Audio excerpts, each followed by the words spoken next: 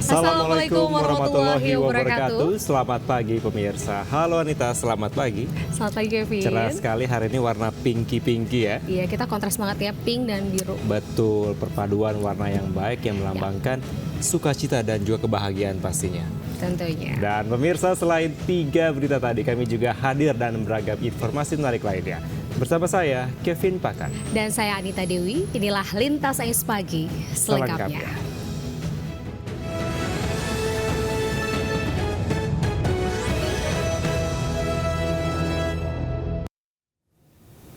Kita awali informasi pertama. Pemirsa, seorang ibu rumah tangga di Palembang, Sumatera Selatan mengalami luka bakar di wajah dan lebam di kedua mata akibat disundut rokok dan dianiaya suaminya sendiri. Tak tahan dengan perilaku suami, korban melaporkan kekerasan dalam rumah tangga ke polisi.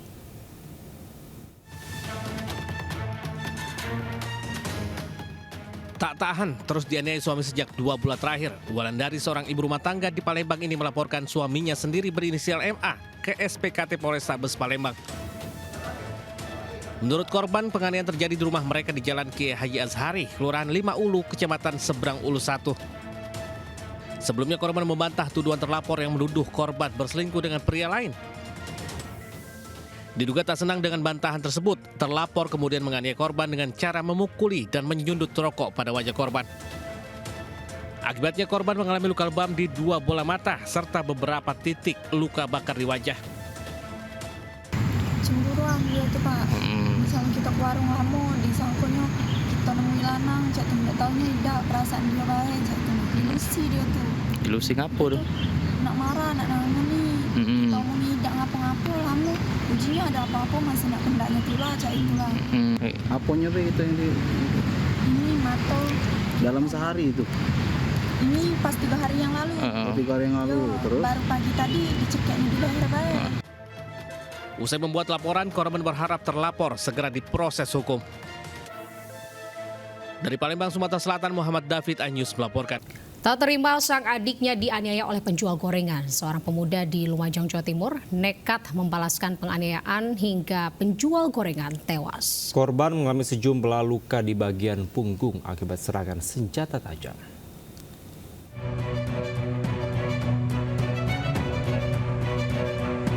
Rekaman kamera CCTV menunjukkan peristiwa pembacokan yang terjadi di area SPBU Kecamatan Kelakah, Lumajang Minggu dini hari.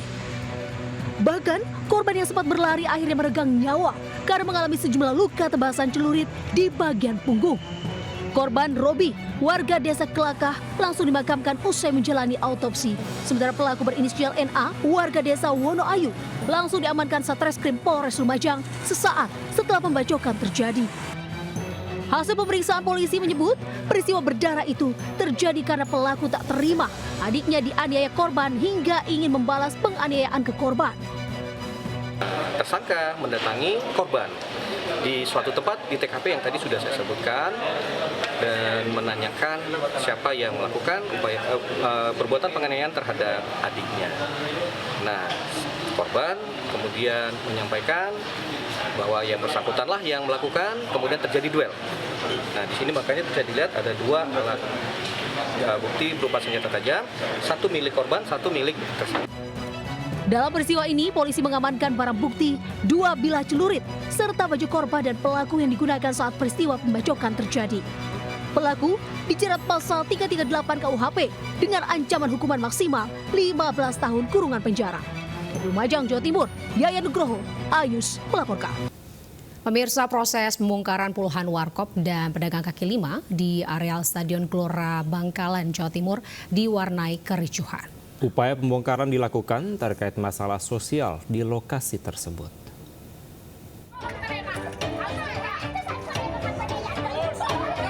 Kericuhan terjadi saat pedagang kaki lima dari sisi selatan stadion protes dan marah karena warkop-warkop yang ada di sisi belakang disinyalir akan batal dilakukan pembongkaran. Aksi mak-mak pedagang saling ejek dengan pemilik warung di tempat tersebut. Kedua pihak saling tuding sebagai biang masalah sehingga akhirnya warkop dan lapak PKL lainnya dibongkar paksa oleh Pemkab Bangkalan. Namun aksi mereka berhasil diredam oleh petugas. Meski sempat diprotes keras pemilik warkop dan PKL, proses pembongkaran tetap dilakukan menggunakan alat berat.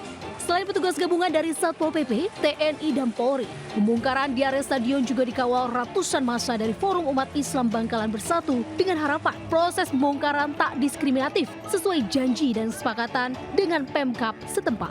Upaya pembongkaran juga terkait laporan masyarakat yang resah dengan kegiatan negatif di warkop dan warung PKL di area stadion. Pasti kita bersepakat bahwa akan ada lanjutan dan tidak akan seperti ini. Informasi jadi minuman kerasnya ada, perempuan mesumnya ada, bahkan narkobanya juga ada. Kemarin aja kejadian pembacokan kan di sini. Harapannya ke depan tak lagi berdiri warkop ataupun warung PKL yang menimbulkan masalah sosial, aktivitas maksiat, hingga menjadi tempat peredaran obat terlarang agar area stadion kembali kondusif sesuai fungsi. Dari Bangkalan, Jawa Timur, Taufik Syarawi, iNews melaporkan.